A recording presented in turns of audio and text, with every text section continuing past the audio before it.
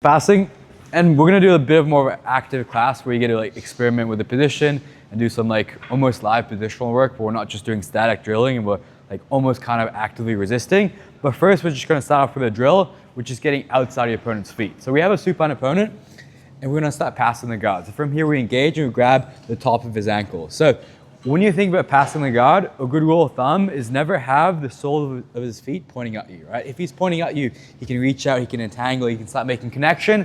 And once he has connection, you then need to strip that connection so he can go back on the outside and start passing, right? So ideally, when you pass the guard, you don't give him any good connection because he can start attacking you. You want to be in the driver's seat at all time.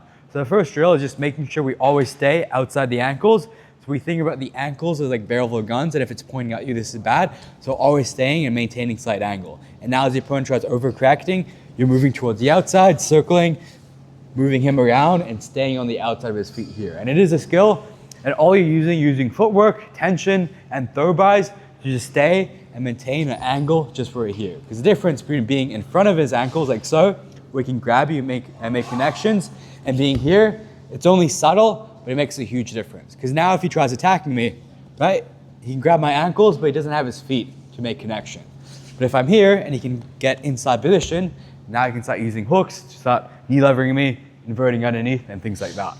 So if you can grab the ankles and immediately take a slight angle, you're in the driver's seat. As he now starts overcorrecting, you can switch sides, getting towards the angle, he overcorrects again, he starts pushing on you and framing, you can maintain this angle, you can stay here, he pushes, he recovers, get around the outside, you can start circling all the way as he goes to square up towards you, grabbing the ankles there on the outside, like so, just maintaining angles. So once again, he's seated, we put him on his back.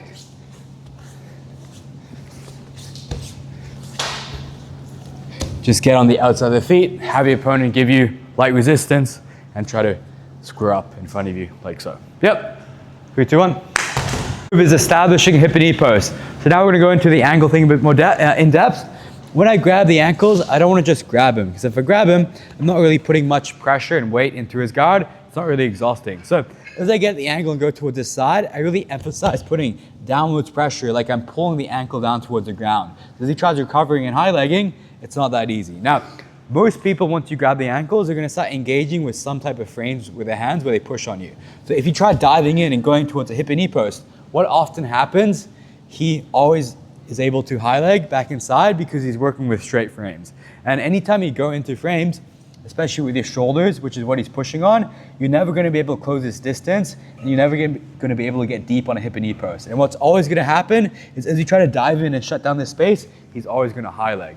So what we're gonna do instead, if we feel like he's double shoulder posting, we're just gonna stay on the ankles and push his ankles down towards the floor. So as we get towards the side, we just put heavy downwards pressure. So my opponent can extend all he wants, go extend, push me off, but because I'm working from the stage where I'm not really pushing into his frames does nothing from here. So I can hold this position as long as possible. Try recovering guard. You can see his only option here is to take his hand off my shoulder and grab my wrist. Good, and then now he can high leg, and now he can put me back towards guard. But the moment he does that, what does he take away? He takes away his frame off my shoulder. So the moment he reaches inside, you see where I can start dropping my head towards inside position, right? So he's framing on this shoulder, but I can drop my other shoulder, grab my ankle, good. As he tries recovering, he pulls me into a hip and knee post, and now we can look at holding the position in more depth. So why are we going through the effort of grabbing the ankles and then sliding towards the hip and knee post? Because any good opponent will be playing with strong double frames. Because once you grab and get an angle, he's gonna be pushing on you, especially if you start pressuring in. And now if you try to go in here, he's always gonna be able to recover and put you back towards guard. So what we do instead, we're just gonna hold our position and be very patient. Because we know, we're on the outside, we're completely safe. And if he continues to frame me, I can start sprawling my hips in and getting the angle.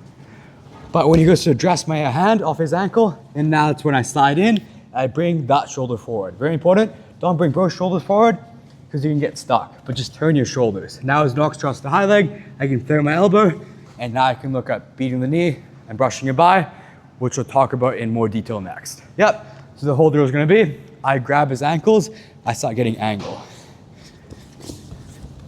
I hold, right? I get the angle, he tries to push me off, I can hold this position, he tries to high leg, he has to take the hand off his foot. Good. If I'm slow, he recovers. So as soon as I feel the hand come off, I drop my shoulder. Now as he tries high legging, I'm in a deep position, I can kill the hips, and now I can start working from here. Make sense? 3, 2, 1.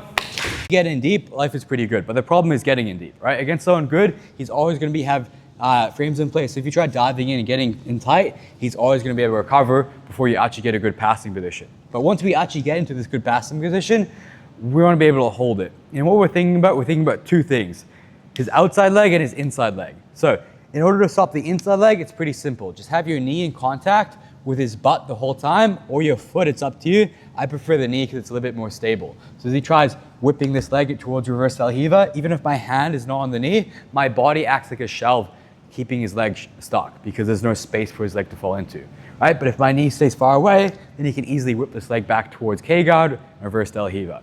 If my opponent ever moves his butt away by reverse hip escaping, I have to think about knee cutting through and always following him. Now, the second thing I'm worried about is his leg coming up and high legging and whipping towards the inside. So what I want to think about is killing that hip. So this is a detail that Dima taught me recently. Don't flare your elbow. If you flare your elbow, it's not going to be strong enough to kill his hip, and he's always going to be able to recover. What you want to think about doing is pulling yourself into your opponent. So from here, I'm going to grab his hip / floating rib and pull myself in like so. So as he tries pushing me off and high legging, you can see I'm pulling myself in, I'm concaving his shoulder. So he wants to extend away. If he can extend away, this is very good for him. But if I can pull myself into him and pull him into me, when he tries high legging, there we go, high leg, you can see it's pretty hard, and I can get the pass. So, very simple, angle, angle, angle, get towards here. Someone good is always gonna have frames in place. So just from here, be patient. As soon as he goes to address his hand, drop that shoulder. Now as he tries to recover in high leg, pull yourself in. So grabbing him and pulling yourself into that space. If he tries reverse hip escaping, just making sure we're keeping that distance. As he tries pushing you away, burying deep, now you can beat the knee, and now you can get the pass. Any questions? No? All right, let's go. 3, 2, 1. We can hold it great, but we actually want to separate the knee elbow and start getting chest to chest and getting our points. So from here, we're actually going to unlock our hands. We're going to punch towards this position. When we do this, we don't think about just holding here. Same things before, we run around his body. Because the more my opponent's shoulders are flat on the mat, the easier time he has pushing me away, extending and bringing his foot towards the inside. The more my partner is rounded, the easier it is for me to hold this position. Because if he's rounded and he tries pushing me away, you can see it's very awkward. But if he can take his chest and shoulders away, see how he can easily extend me away off. So one of the main concepts we use when we're passing the guard is keep your opponent concave and keep him in this rounded shoulder position. So from here, you're keeping him concave by pulling him into you. But when you switch your grips, it's the same thing. Make sure you have your head on the inside and think about your hand grabbing his lat area and your other hand grabbing his knee. From here, your head buries on the inside and now you pull him in. As he tries framing you away, if he extends too much and takes his shoulders towards the mat, he just gives you the pass. So what he has to do, he has to stay balled up in this position where he pulls the knees to his chest. But this means when he tries recovering, try to recover knocks, you can see how it's pretty much impossible. In order for him to recover, he needs to give up the guard pass, which is what I want. Now from this position, you can quite easily hold it. Try to escape. We can see how we can hold this position. Now we can bury our elbow toward the inside, get our head inside the hip, and now secure our points. He's probably gonna turtle. As he turtles, stay behind the elbow, start following, getting a seatbelt, and taking the back from here. So once again, we're getting towards the side. If he has frames in place, we never just dive in towards frames because that's never gonna work. So we stay on the outside here. The moment he takes his frames away, we take that shoulder in and now we're playing from this position. He tries to high leg, we can hold, and now we switch towards here. Try to high leg and recover now. I can easily hold this position for prolonged periods of time. Now my elbow cuts towards the inside, getting that disconnection, and now I get the pass. Any questions? No, last thing we're gonna do. 3, 2, 1.